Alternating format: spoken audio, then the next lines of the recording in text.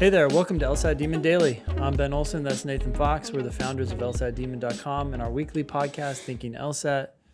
We have another email here from Carol. Yep. Carol says, "Hi, Ben and Nathan. Thank you for all you do.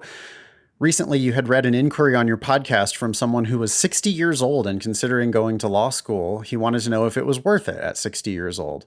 I would like to make you aware of a growing movement being addressed by colleges to accommodate older individuals in this pursuit.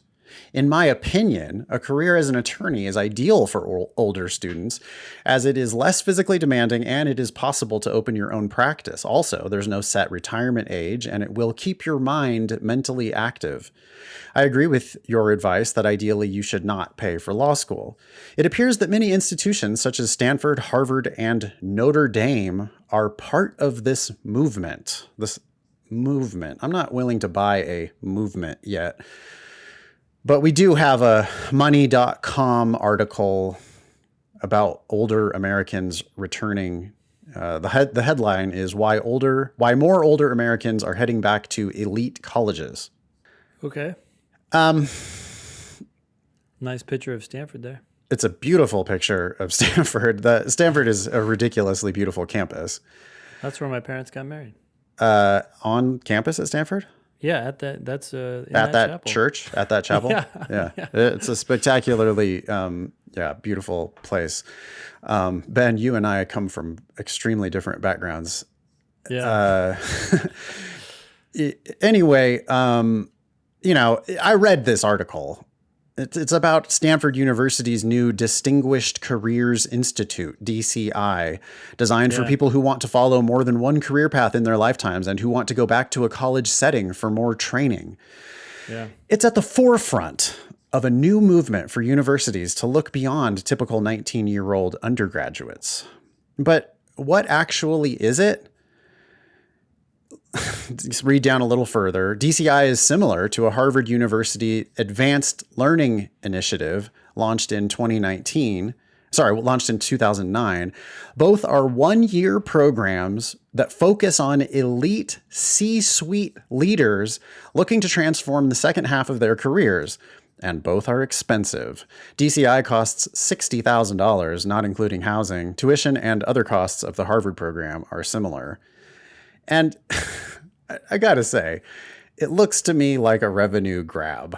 It looks to me like, hey, we got lots of real rich folks around Palo Alto and Cambridge.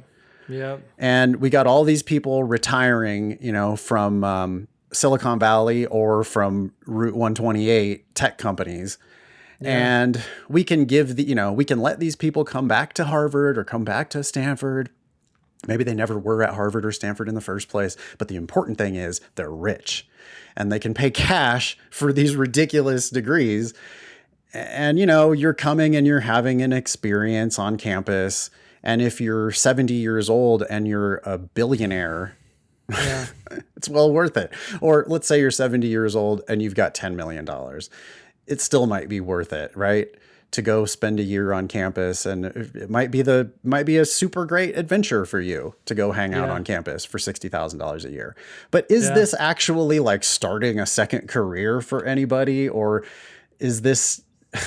It just really looks to me like people who were going to be successful if they wanted to go do, be on the board of directors of some other thing, they were already going to do that because they were successful in their actual career. Yeah, and this only works at the elite institutions because they like adding, I went to Harvard to their resume, whereas anything else lower wouldn't be worth their time or effort. Yeah. I am not optimistic about 60 and over going to law school. I don't think that is in general a good plan. Like, it's not something that I'm excited about. I'm not out here doing a PSA like, hey, 60-year-olds, you should sign up for LSAT Demon because it'll be good for you to go back to law school. I mean, I really don't think that that's a good idea. I think that legal practice is largely miserable. I think that there's much better use of your time and money in your golden years. I don't know. Am I being too negative about it? You got to get a return on that investment. So if you are older, if you do go to law school, you've got to go for free. If you do, I mean, Yeah. but like, Carol, are you a former C-suite executive who it's going to be nothing to you to write a check for $60,000? And because law school is way more expensive than that, right? I mean, Carol did Yeah. say, I agree, don't pay for law school. Well, that really has nothing to do with this program, because these programs, these 60-year-olds are not getting scholarships for these programs. They're paying cash for those programs. Yeah. And I don't think law schools are going to be super excited about giving scholarships to 60-year-olds either, because, are you going to go and work in big law? Are you going to make a shit ton of money and donate a shit ton of money back to the school? It takes time to work your way up. So unless you already have connections, if you're trying to work your way up like all other young attorneys who are hustling at these firms, you got years until you're really making enough money to turn around and donate big bucks to the school. So if you're 30, 35, considering a second career, then I can see how, okay, you might have enough years to make this investment of time and money make sense. But, most people aren't going to practice law until they're 90. So if you're 60, I think you got to really look close at that return on investment. Sorry for, I don't think that's what Carol was hoping to hear, but at least we're going to be honest. Email daily at lsatdemon.com if you'd like to ask us a question or share some LSAT or law school admissions news. Thanks for listening.